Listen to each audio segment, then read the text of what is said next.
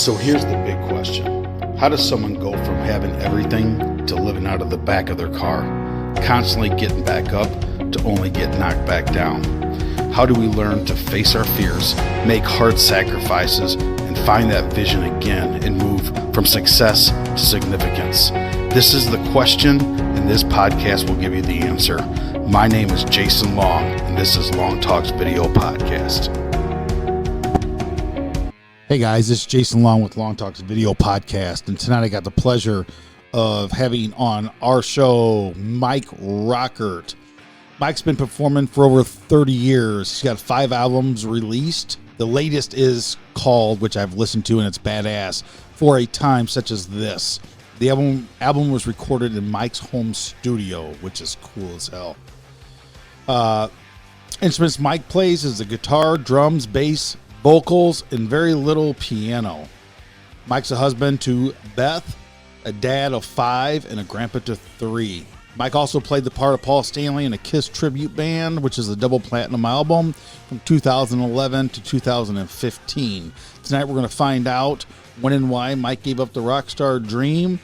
And also, Mike writes and records music to leave something behind when he's gone. This is going to be a badass interview, you guys. Stay tuned for Long Talks Video Podcast. You don't want to miss what's coming up next. This is Jason Long with Long Talks Video Podcast, and tonight we got with us Mike Rockert, and Mike's got a great new album that's been released, and we're going to get into all of that. But Mike, welcome to the show tonight. Thank you for having me. We're going to start off like we start off with everybody on getting your backstory, and I'm going to try to keep this to an hour, but just warn everybody we're probably going to go over an hour with as much stuff as we talked about before we even started. So go ahead and give me a little bit of your backstory and why you're so passionate about it. Okay, so growing up, nobody in my immediate family played music. They loved music, but they didn't play it. So there was always music playing around the house. Mom was listening to Elvis, Glenn Campbell, Tom Jones, old country stuff. And that's what I was listening to 4, 5 years old, running around the house listening to that. I had 2 older brothers that were bringing home other stuff. They would bring home Aerosmith. God, what was some of the stuff? Zeppelin, Beatles. And then they started bringing home these albums with guys with makeup. What is that? And the magazines and all that. And so I started asking questions, and they said, okay, so the music you're listening to, that's these guys in the magazines. Oh, okay. So I got interested more into the rock side of things, and got my first guitar when I was 7, and finally learned how to play it when I was about 13. Holy cow. And off and running. What was your biggest influence? So let's go from when you were 13, when you learned to play. When did you really get the hang of it? Like when you were I was 23, 24, and I remember, man, I bought a PV guitar from a pawn shop, and it was like lime, yellow, green, and I remember I wanted a Floyd Rose and didn't have a Floyd Rose, and we would just modify it in the garage and stuff. My biggest influences when I grew up, when we were listening, that really kept me going, and believe me, I didn't read music. I read tablature. We get the guitar magazines. I still don't read music. Right. Yeah. Right, so we you get a riff or whatever, but my biggest things growing up was Steve Vai, Joe Satriani, yep, Jakey Lee from Badlands, George Lynch, right, the Lynch Mob, right. It was back then, you would get the, for me it was to go to Econo Drugs and get the Econo Drugs and get the guitar magazine, yeah. And you had the centerfold, and there's Steve Vai with his gym guitar that nobody could afford, right? So when, or who was your biggest, I guess a compound question, who was your biggest influencer, and when did you really, between learning to play the guitar to be okay, I'm really got something here, knew what talent that you had? So band-wise, it was always Kiss. Okay. To this day, it's still Kiss, my favorite band. Okay. Individually, Eddie Van Halen. Yeah. You know, because that wasn't, you know, as I grew up, like I said, my brothers were bringing home music. They would bring home Van Halen and Motley Crue and all that stuff. And that was all brand new. Right. So, yeah, Eddie Van Halen was the guy. Right. How did I forget to even say him? I mean, But that, yeah, back when Eddie Van Halen, I remember when, before the infamous, For Unlawful Carnal Knowledge, whatever, came out, it was OU812, and OU812, it was, I mean, which one had the Alex Van Halen drum solo? I'll never forget that. I had the video, Live Without a Net. Yeah. And even before then, that's all Sammy stuff. Oh, Hagar. Okay, So, yeah. Okay. I'm a Roth guy. David Lee Roth. I love Skyscraper. I remember when that came out. Dude, that's. But those first, 4 or 5 albums up until 1984, those were enormously influential. Right. There was so much experimental stuff going on there, not only with guitar, but with the songwriting Right. and the lyrics. Crazy. Right. Good stuff. And you write all of your stuff, correct? Yes. Well, I've done covers. Well, right. But I mean, for the most part, like with your new album or what have you, Right. you do the, right, you write yours. Yeah. Number 4, which is number 4? Because I was listening to my car. Picture Agreed. That, I mean, that one there was, I got actually listened to it twice. 1 3/4 times on the way to work the next morning after you dropped it off. But to do everything on your own, Yeah. as far as just the lyrical part of it, and then to get down, I mean, the guitar part, when I just listen to it, it's so smooth, it's just so flowing. And we talked about going back when you played for one of our assemblies, just I mean, and it's even a talent to, even if it's not your own stuff, to be able to play something and you can close your eyes and it's like, you just can't tell the difference of it, you know? That's the goal of anybody picking up an instrument. Right. You're emulating somebody. Right. And so, yeah, if you can learn the songs that you're listening to, right. that's a huge thing. And you can call your friends over and say, check this out. Yeah, check it out. Listen to this. And then after that, when you start coming up with your own stuff, oh, okay. Right. Yeah. So let's bounce back and forth here because I've got a bunch of stuff I want to go through. But before I forget, you're going to be at Merchant Street Music Fest. Give me the details of that date. That is going to be downtown Kankakee, July 29th. And our start time, that's a 2-day festival. And our start time is 5:30. And we've got about an hour. Are you on center stage? Yeah. You're on center stage. Okay. So 5:30. Yeah, they call it the Merchant Street stage. Okay. So let's shift gears for a minute, and then we're going to come back to this. And I've got this planned out. There's a method to my madness. All right. Let's talk about any businesses or any entrepreneurship that you've done, because that's the majority of what we talk on here, the music part and the fitness part. This is actually the first one we've done on the music. I've got so many different sides, but try and keep it, balanced. But have you done any entrepreneurship or any businesses in the past? Do you have anything going on now? In the past, I have. This would have been 99, 2000. I was in Market America. Okay. Yes. For about a year, I guess. Now let me just throw a name out there, and I'll show you how much I did this. Okay.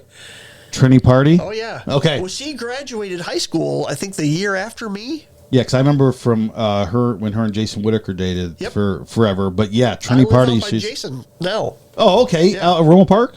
It's St. Anne, technically. St. Anne. Yes. Okay. Okay. Gotcha. Yes. Yeah. The mall without walls. Right. Dude, see, that's how good I am with this. That's right. See? Yeah, that was an interesting learning experience. That was Cindy Barbie with her at the time too? Yes. Okay. Yep. Gotcha. Whew. Wow, that was a long time ago. I'm telling you. That was you go through something like that and you learn not only about whatever the business is that you're in, But you learn a lot about yourself. You absolutely and do. Your own limitations and how far you can stretch them. Mm-hmm. And then ultimately, if you think you got it, then you keep going. But right. If not, you kind of, yeah, I'm good. You do. And, you know, and I always tell people like MLM, don't have anything. MLM has always had a bad name for it. And I'm not doing an MLM right now. I gave a lot of my years to doing that. I believe in them because what people don't understand is MLM, multi-level marketing. It's no different than what you just did right here. You dropped me off a CD, right? And it's word of mouth. And I'm saying, hey, Mike Rockert CD. I'm going to tell you how to get it later for a time such as this. You need to listen to it. It's word of mouth. But the thing is, there's a time to get in. There's only and people don't understand. There's only so much that a person can do, right? On average person, as far as the people that they know, because that's, you know, you're one person, you go get your two, your two, Gil gets two, and it grows. It works. The formula works, but at the same sense, me and you, an average working person, let's just say it cost us $200 a month to be in it. Daisy and Bo drop out, and I can't find two more people, and now I'm not getting paid for that month. And it's a for y'all. I mean, MLM. I guess what I'm trying to say is the whole process works, but it's constant. You have a 9-to-5 job and to do this, and then you have meetings you got to go to, and you got a convention you got to go to. And huge juggling act. It is, and then you got to go to the convention because you can't ask your people to go to a convention if you're not going to a convention. That's right. So it works, and I will never badmouth an MLM, but I always say it's not for everybody. No, but and I said in my last podcast the stuff that I learned as far as. I had two boys at the time, and I was ready to give up 5 years of my life because I was. And again, I've got the stuff behind me. If I could still get the stuff, I would take it, and that's the only reason why I stayed in it is because I believed in the product. And we still use the Market America products. Okay, so it's still there. I didn't even know it was even still there. Yeah. So you should somehow be trying to keep 2, 4, 6 people to get your stuff for free, you know? I'm making music. I got you. Yeah. But that's a testimony that you're still using the product. Right. So yeah. So it's worth it. It's worth it. And no one can come back and say, oh, you got me for 2 years of this stuff. And you're like, no, I still use it, brother. You know? I mean, that's the biggest thing. Have you what you've learned through MLM or any business you have you have 5 kids? Yes. Is it brushed off on any of them? Have anybody taken off or done anything with that or picked up on your music? No. Let me think about this. All the kids played an instrument of some sort going through school. But now that they're out of school, No. Yeah. And that's okay. Yeah. That's absolutely, that's good. They're all doing their own thing, and God bless them. You just be supportive of what they want to do. Yeah, and that gets hard sometimes, and that's another podcast. My two boys, I tell you what, man, you know, when you've got out what you think they should do or what road they should go, and then they go to the other road, and you sit back and you're like, all right, you cross your fingers like God, make this work out for him. Make this work out for him. Right, one way or the other. Right. So, when did you, I guess, come to grips with we're not going to see you on Headbanger's Ball? You know? Let's see. So, because you were so, and I don't want to do this where it sounds like a bad thing, but if I would go back, I'd be like, how the hell did you not? Here's the thing. In all honesty, and this is something I've noticed in the last 10 years. There are so many incredibly talented people just in our community alone, whether it be music or theater or art, that are never going to be famous. Right. Being talented doesn't always equal fame. Right. And fame doesn't always equal talent, let's face it. Exactly. So exactly. I was probably 20, 22 when I started thinking, this isn't going to happen. No kidding. That quick. Yeah. Yeah. Because I was sending stuff off. I did a CD back in 93, Sucker Punch. And Mark Boyd was drumming on that. And I started sending that out. You know, at the time you have to stick it in the mail to record companies. Right, exactly. Waiting for their letters. And it was always rejection letters. And you don't want to let that get you down. But at the same time, I have to have income. I like to eat. Right. And so you have to kind of go get a job. Right. So, yeah, at some point, I didn't want to be 40 still going, I'm going to make it. Right, right. You have to be realistic. Right, but, wow, I didn't think it would have been, I mean, you know, and believe me, I understand the whole having to eat stuff and everything, but when you were so from graduating when you're 18, like, what'd you do did you have a job while you were still doing this, or did I worked at Domino's for 10 years. No shit. So you was doing that while you were still doing this. Yep. Holy cow. And it was great because, I mean, think about it. I love delivering pizzas. I drive around all day, I listen to music, and think about, you know, songs and writing and the next show, and, you know, that's a kind of a mindless job. How'd you get weekends off? I mean, isn't that usually when you would like do gigs or play the or gigs didn't happen very often. Because think about this. 18, 19, I'm too young to be playing in bars. And so we did, you know, a couple of festivals or shows. We would rent out halls to play in and advertise for and all that. It just didn't happen very often. that to me that's surprising because I mean I know what I've heard from you, and I do remember what we talked about earlier at the Bourbonnais Friendship Festival. Yeah. Like for me to be put into that, you know, I'm not easily wowed or anything, but it was like I would not forget the guitar solos and the drums and even if it wasn't a full band for you, I mean, just the guitar. Maybe it's just me. Maybe I'm just an 80s child, and that's just stuck to me. But it was for me to bring it up to you, and I could tell you almost what songs you did. Like it had that much of an impact. So that time. That's what we had was music. It was before anything else, and CDs and stuff. You know. Well, here's the interesting thing is I still have all those videos or all those concerts on video. No kidding. So don't tell me it's like a Betamax or anything. No. If you were to sit down and watch them, I wonder if it would match what you remember. Oh, I bet it would. I bet it would. I bet it would because I'm telling you, I remember. Tell me you never played I Remember You by Skid Row. We played that at the Friendship Festival. Maybe that's where I remember that part from. That was June 27th, 91. Because I remember. Well, I remember you. I remember that. I remember that song. You still in contact with guys from the band? A little bit. A little Not bit? much. Okay. Yeah. Okay. Because over the years, they've gone to do stuff. A couple of them don't play anymore at all. But I still see them around, and now there's a whole lot of people out there that play. So no kidding, because I don't.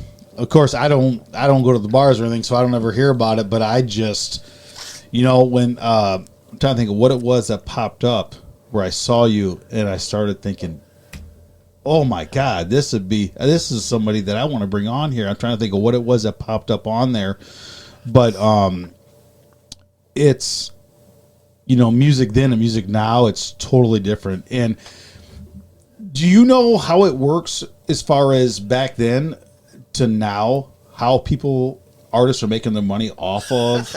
because I hear it so much on the radio, and I'm always on my computer, and there's a huge thing going on right now as far as airplay with the radio stations and how they're going to get paid. There's no money in music.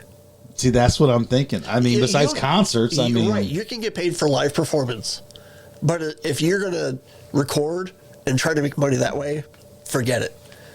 Because because of streaming, nobody's purchasing music anymore. Right. And if you look at some of the statistics, if you release a single, for every 1,000 times that song is streamed, you might get like 4 cents. Oh, wow. Yeah, that's what I'm talking about podcasts. Yeah. That's what I tell people. I do podcasts for Right. free, you know, with the exception of the commercials or any type of monetary things that you have attached to it. Right. You're doing it for free, so you might as well love what you're doing because, I mean, if you make money off of it, it's Absolutely. great, you know. Yeah, if you're going into music, get yourself a job. Right. Keep playing, keep recording, do what you love, but have a job. And that's, you know what, that is, oh, man.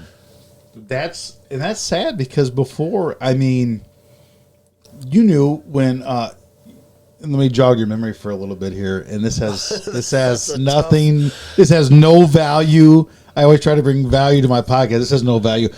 But I remember one of my best friends growing up was Ryan Dunn. And I was at him. They lived 2 houses down from me, and I was at their house. Vaughn, Cheesy Beats.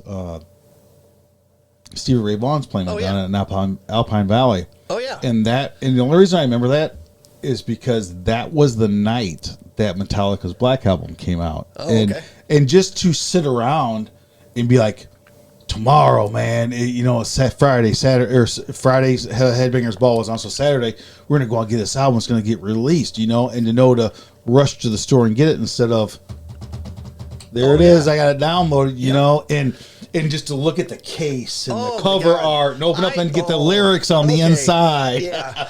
So I am pissed that CDs, people don't have CD players anymore. Yep. I make the CDs and I don't really have a CD player. CDs sound so much better than streaming. Yes, they do. And there is something to the album art and the liner notes and holding it and all that stuff.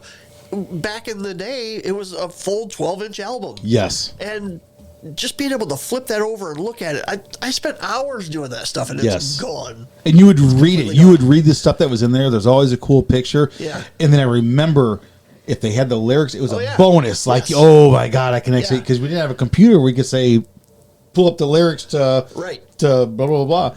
Oh, and if it was a double album? Oh, dude, the whole trifold CD thing. Yeah. Oh, man. For all of you kids out there, find vinyl of Kiss Alive 2 and open that up. Right. And thank me later. And Google Columbia House, Horror stories. And it is. And, it's the, like I said earlier, the Guitar Magazine, it was just once a month, and you would look forward to it, and the whole trifold, the pull out, whoever it was that was in there, and it always led up to something. Whether it was, and again, I mean, it was when I was into guitar. It was when Steve Vai was really hot and everything, and it was just every month you had something to look forward to. Where nowadays, it's all instant gratification. There's no waiting for the next, Circus Magazine when it was out. Circus, Hit Parader, right? We'd line our walls with with the damn things, and to where there's no white or whatever color your room is left on the walls. The ceiling too. Yeah, and it's just I just think, like with my kids, and whether it's music or whatever, just how much they're missing knowing.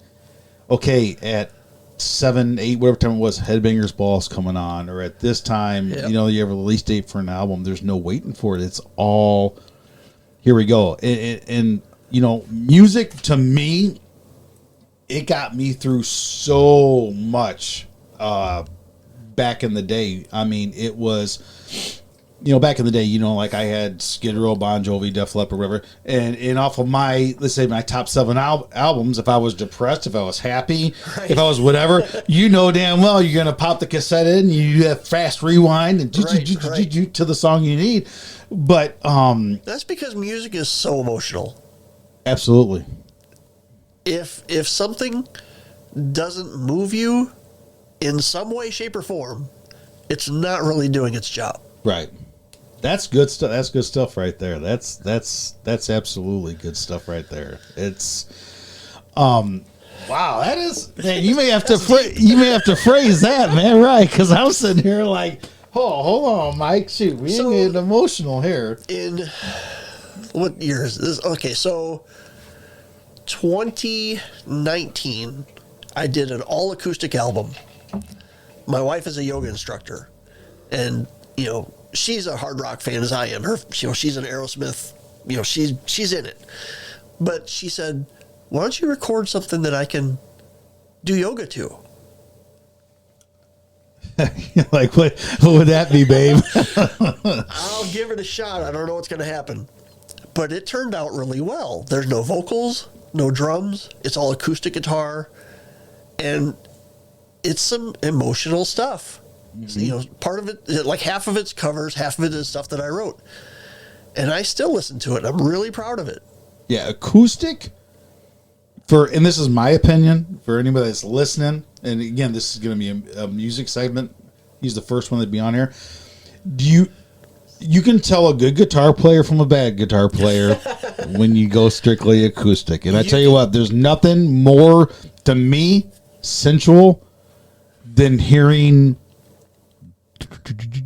you know what I'm talking about? I mean, just the strumming, because you hear every flaw. You really hear every flaw. It's not no reverb. You can tell a good song from a bad song, right, if it sounds good acoustically. Right. I just had something. Oh my gosh. I just had something on the best question, like relating to that. I hate when I do that. It'll come back to me probably after we stop doing, but I had, oh my God, we were talking about the acoustic guitars and, MTV Unplugged. Right. But I'm going to tell you something. Since we're talking about acoustic, we're going to keep going with this.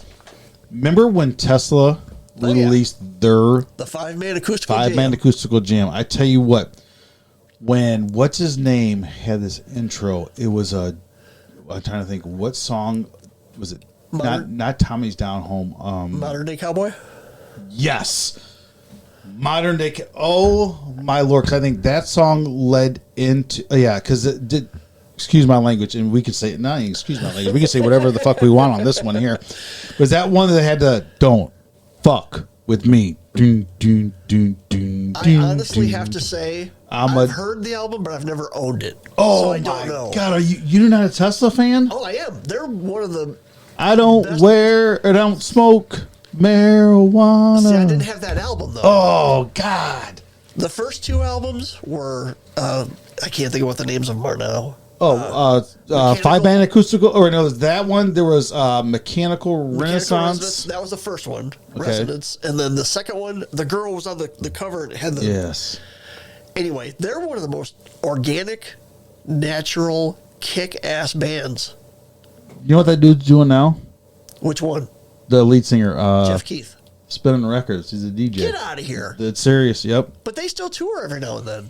We just saw them. He might be doing it again, but I'll never forget. I went to the Vic Auditorium in 80 whatever, and they're trying to get a guitarist. He overdosed. I was so pissed off. The one that did the on the whatchamacallit, he goes from the guitar, the electric guitar to the standing guitar to the stand. He overdosed and he wasn't there. I was so pissed off. That he wasn't there. But and that was standing room only at the big auditorium. I was pissed off, man. Who do you listen to now? Are there any new bands? You would laugh at me if I told you who I listen to. I hate country music. It's got its place, but I don't really listen. My wife is country music. She's into R&B and stuff. If you looked up my playlist, I've got Poison, I've got Def Leppard, I've got Great White. Not much has changed. No, because I just love that. I've got Van Halen Balance CD down, whatever you want to call it, downloaded. I'm huge in Ace. I don't mind popping in. I like Ice Cube. I like to mix it up and everything. But my roots, because I can just, when I listen to a song, and sometimes it's a bad thing. It'll take me back to a place that I want to go. But sure. My 80s music, I've always been into You know, I like to sit down with the guitar, and I don't care what it sounds like. Man, I'll plug it in the amplifier, and I'll put maybe Talk Dirty to Me on, and I know the damn power chords for it, and we're going through it. It's just makes you feel good, and it takes you back to the Friendship Festival when you're throwing darts and you're winning a little mirror.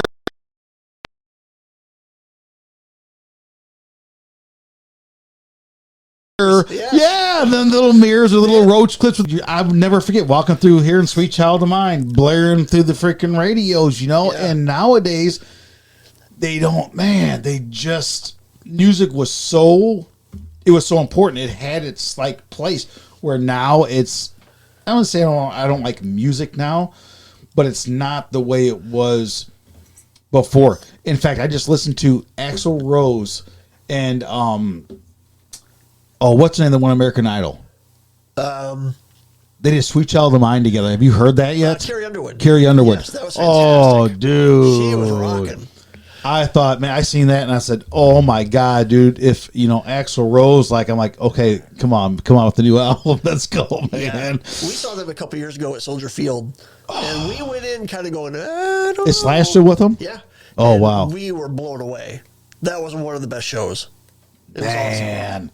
Awesome. See, I got to stop having kids and start going to concerts because I'm telling you what, man, it's like I've been to, last concert I went to was Poison, but oh God, whatchamacallit opened up for them guys. It was at the Tweeter Sitter. I don't even know what it's called now. That Great White up there in Tinley. Yeah, Great White opened up for them, and also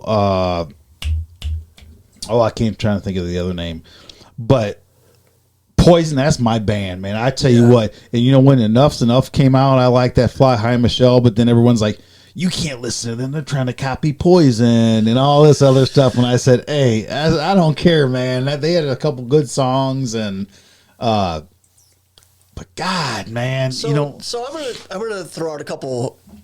Well, they're not newer bands, but I don't know how much you know about them.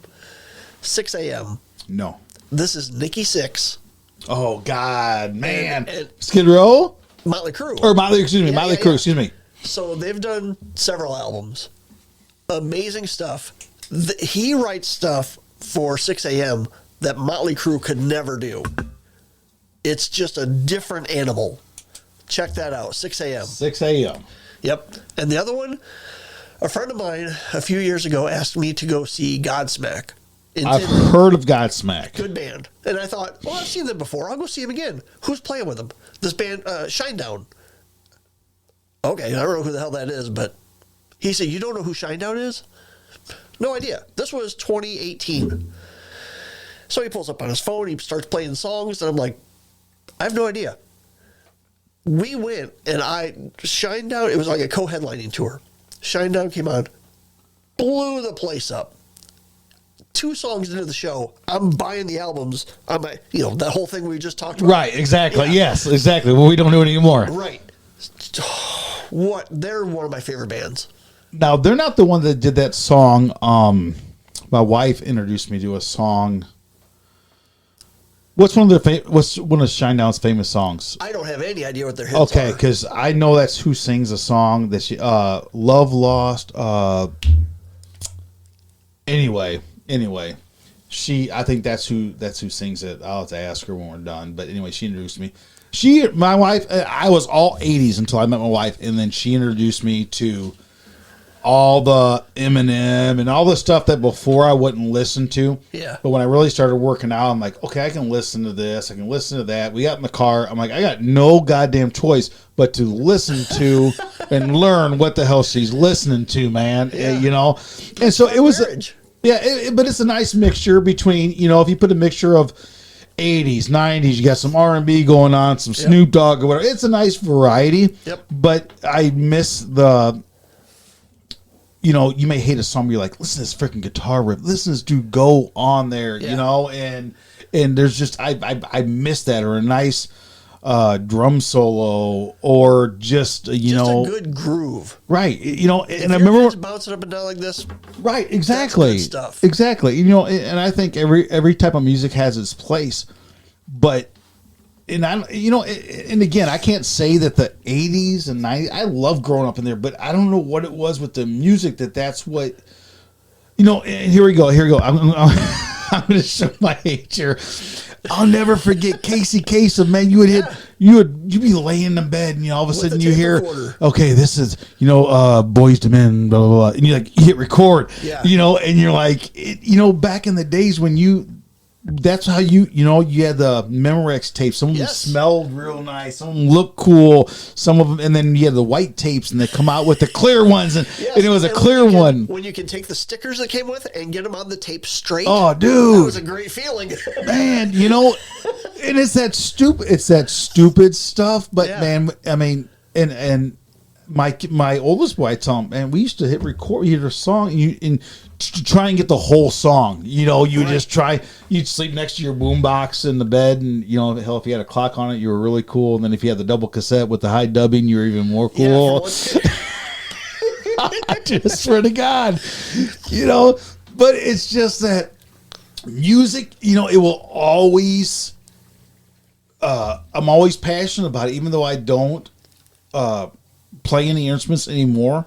I'll go over to Buddy's house that's got one. I've got one in the garage. I need to bust out and put some Ernie Ball Super Slinkies on them and everything. Nice. But just to get together and just like the kids, you just strumming along. You learn a couple chords, and it's just that feeling of making music and having a piece of wood and some cat intestines, whatever they are, that the strings are made out of. Just what I'm saying, get a guitar tuned and just to make music, and and it don't matter how good you are or how bad you are. It's just you remember so much about music where you're at, and just it was a great time in the 80s and 90s. It does, man. I'm telling you, it's weird how it's like I could smell, like we're talking about Friendship Festival. I could smell the Friendship Festival just talking about it. I mean, the elephant ears and the corn dogs, and I swear, and I've never. This year will be the first year I'll be there. I've never been to the Merchant Street Music Fest. It's pretty cool. For whatever reason, it's been my boy plays travel ball, and usually that's a big weekend when they have travel ball. But I believe this year will be the first year that I'll be there, and we will absolutely be there seeing you.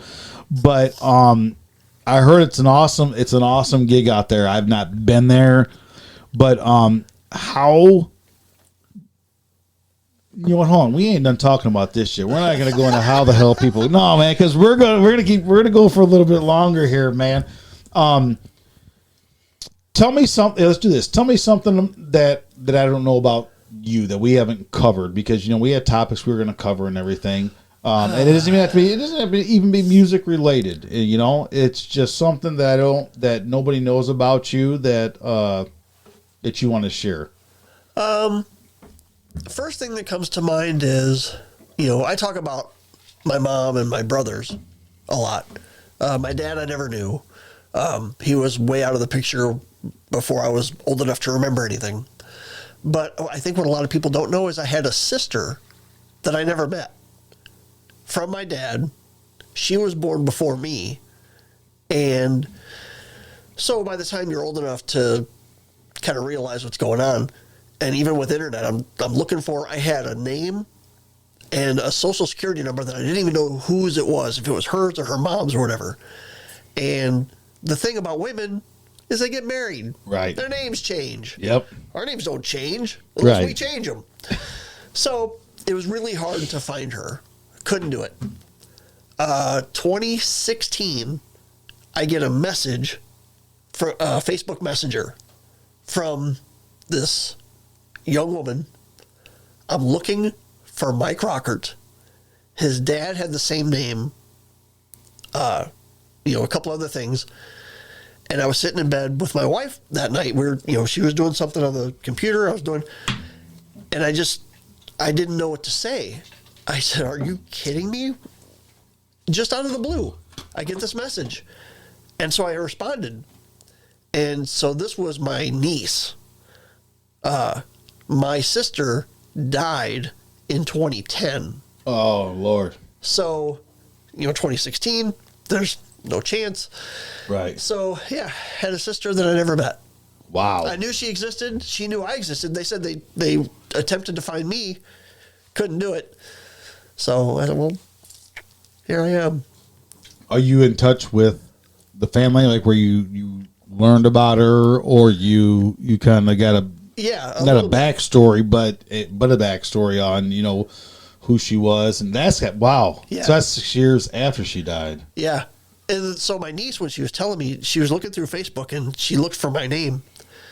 She said, I saw your profile and I figured this may be a good shot because she too was a Kiss fan. Isn't that crazy? Yeah. In that stuff, and you listen to my stuff, and I'm not gonna go into it, but it's almost where, and I have a fear of death. I'll tell you that I have a fear of death. That that's a total different podcast. But I do. I have a. Oh yeah. We'll talk about that. All right. But it's living, and not to throw salt in the wound, but I've been through. Whether you have a sister that you don't know, or whether you have, like you went through a dad you didn't know, I went through a dad that basically I didn't know, and you think of what could be, sure, what should have been said, what you almost beat yourself up afterwards, and with my dad dying, I knew what I was going to face, and I faced it, and my mom would always tell me, you need to calm, you need to, this is before he got sick, you need to, make amends, but it's that afterwards, you sit there and you're constantly thinking, like with your sister and my dad, what if I met her? What would have been different, or what would have been like, or how would she have been with my kids? Sure. And you go through that stuff, but then again, on the flip side, and I don't know if you've experienced it, where I've learned to use negative almost as a positive, because I'll take that stuff where something will piss me off so bad, like we can use your sister for an example. Man, you get that pissed off feeling, and then you'll go and you'll just you use it like fuel for fire almost. I have so much negative shit that happens, or that's happened in my life, that it's either it's gonna bury me and it's gonna make me have a heart attack, or I'm gonna take that shit and with me and my wife, I'll throw businesses up. She got a dog treat business going. I've done a t-shirt. I mean, I'll open a business every 3 freaking weeks off of I'm going to do this, I'm going to do that. You told me I couldn't do it, I'm going to do it. Or I'm just so pissed off about something, I need to keep my mind busy and keep my mind off of it. But have you ever done that? Like taking that negative energy and just because you got to do something with it. You know what I'm saying? I'm generally a pretty positive person, so I try not to focus on the negative. Negative things are going to happen to everybody. Right. But I have a tendency to somehow turn that around. Now, there are things that just generally piss me off. Right.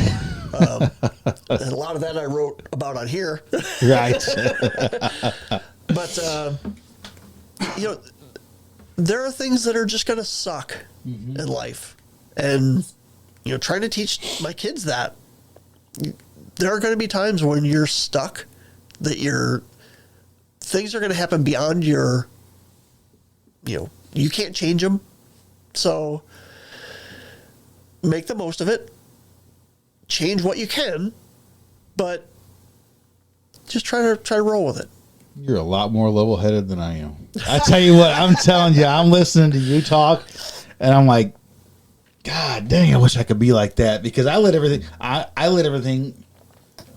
It'll eat you alive. It is. There's affect or effect, and I let everything affect me because I don't ever half-ass do something. So if I'm going to do something, I don't care if it's a podcast, if it's T-shirts or whatever, we're going to ride it till the wheels fall off. Sure. And I get so passionate about it to where one little slip up or whatever, I have OCD bad. So it's got to be perfect. Oh, yeah. ADHD, OCD, ABCD, EFG, I got them all, baby. I got prescriptions waiting to be filled that they haven't made medicine for yet, man. I swear to God. But no, I do. I'm not a pessimist. when I have a plan on how I want to do something, if it doesn't work out in that way, man, I've just got that. Because I think this, I could talk about the podcast. Yeah. I try and really script everything out, and I got a plan for everything. And if it doesn't go that way, I'm like, damn, what the hell I do wrong? And I try to perfect it. I know you can't be perfect, but just, a visionary, I guess you would call it, or whatever, on how you want something to go. When it doesn't go that way, I'm like a crybaby, man. Well, but here's the thing. You can have a vision for something, and that's your plan, but it's not always your plan right that works out. You gotta have a podcast, man. What the hell's going on here, man? Shoot, I'll put you into early retirement over here, man. God Beth has said several times, we need to start a podcast because we talk about parenting. We've got stories galore. Dude, we're gonna have to talk after this, because we can. I tell you what, man. We do relationships. We do, and parenting's a big one. Parenting's a big one, because I tell you what, I got my money's around between my two boys, but we're not gonna go. And we're at our tails end on this, but I want to ask you a question that I started asking everybody. Is that if you could go back and ask the old you if you would do anything different, or what advice would you give to the new you? And that's and I'll let you think about it for a minute. I will never, ever, and I tell everybody on the podcast, and the more people listen to the podcast, the more they're going to know that this question comes out. But I don't ever throw a question that somebody's going to be like blindsided by, and this is one of them. But it's kind of a question, as far as basically, would you do anything different, and what advice would you give if you could come back and the old you? What advice would you give to the new you? I'm going to say, as far as changing anything, I'm going to say no. Because, people go through stuff in life. Mm-hmm. Been through divorce. My wife's been divorced. We both have kids. If the things that we have gone through hadn't happened, we wouldn't be where we are now. It would be a totally different picture. Exactly right. I love where I'm at now. Right. I'm a really happy guy. Right. Lucky sumbitch. So I wouldn't change anything. That's a good answer, because I've been, I have a blended family. I've been divorced, and we have 6 kids together between the two of us. No grandkids. I tell you what, I will not be a grandpa, boy. They call me Uncle Jay. I'll be a great grandpa. Call me Uncle Jay. I was a grandpa at 39. Holy cow. Man, oh man, oh man. Oldest grandson is 11. Woo, man. I tell you what. But you know what, though? You're young enough to do stuff with them and to move around before we get on that AARP ride and everything like that. Somewhat move and all that, yeah. So, man, this has been cool as shit having you on here. It's been a blast. Will you come back on again? Absolutely. I'm telling you, man, we can, like you just said, there's a bunch of different topics that we can cover. Yeah. And just this music one, I knew I wanted to break into this, and it's so awesome to have you on here right when your album is being released. Give me a breakdown, and you take your time and you as much time as you want, how they can get your album, website, etc., on where they can go to find it and to buy it. Okay. So my website is michaelrockertmusic.com. I'm also on Facebook, Michael Rockert Music. And I occasionally will post stuff on Instagram as well, Rockert Music. The album is everywhere online that you buy music. So would they just Google the my name? Oh, just Mike Rockert. Yeah. Okay. Or Michael. Or Michael Rockert. Yeah. I'm sorry. Where's this at? Yeah. So you can see it, and I'm going to tell you guys, for times such as this, I'm not through the full thing. I'm through track 6. You haven't heard the last song yet? No, because I got stuck on. I hit number 4 twice on the way to work. And then on my lunch break, I went back out and listened to it. I made it up to number 6, so I haven't made it through the full thing. No, I haven't made it up to the full thing yet. Okay. No. The last song it's an instrumental called The Battle for My Soul. Okay. There's a lot of orchestration some soft stuff, and then it hits you, and then it's soft. It's I will listen to it before I go to bed tonight. I swear to God, man, I'm telling you, you got me. Oh my God. It's a blast making music. I can't imagine. This year, I'm going to do 2 shows. I'm doing Merchant Street, and then there's another Kankakee festival called Estival Festival. That's down at Bird Park. The last year was the first year they had it. When is that? When is the Estival Festival? September 17th, I believe. Okay, I've never even heard of that. Yeah, last year was the first year. It went really well, so they're doing it again. So this is my last big push as far as any kind of public showing, if you will. Right. After this, I'm done playing live. I'm just going to stay home, record. Never say never. Never's a long time, man. Birthday parties, bar mitzvahs, man. Come on. But yeah, I'll make music till the day I no longer can. Right. And it really is just so someday my kids and my grandkids can look back and go, hey, check this out. This is what he did. You know what we're gonna do the next time? The next time, I don't care what our topic is, because we'll be out in the bigger area for the recording studio. I'm gonna have a stool out there. You remember your acoustic guitar? Oh, jeez. I'm telling you, man.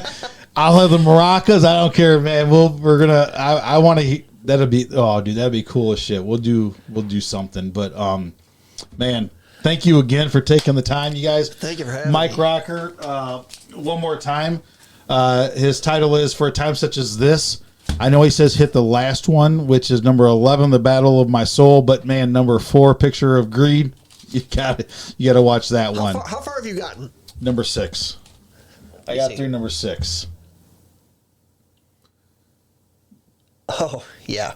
Yeah, keep going. Yeah, I will. Oh, I will. Believe me, I will keep going. I don't have a CD player in my camper or to listen to it. So real quick, this album is the product of all of the anger and frustration of the last 2 years. Okay. You're not there yet. Okay. So it's coming. We're warming up. Yeah. We're warming up. I swear to God. All right, guys. It's Jason Long. And once again, thanks, Mike Rockert, for joining us today. And we'll see you next week. Thanks again for tuning in to JP's. I always say JP's for my limousine business. Yeah. Every time I do it. Long Talks Video Podcast.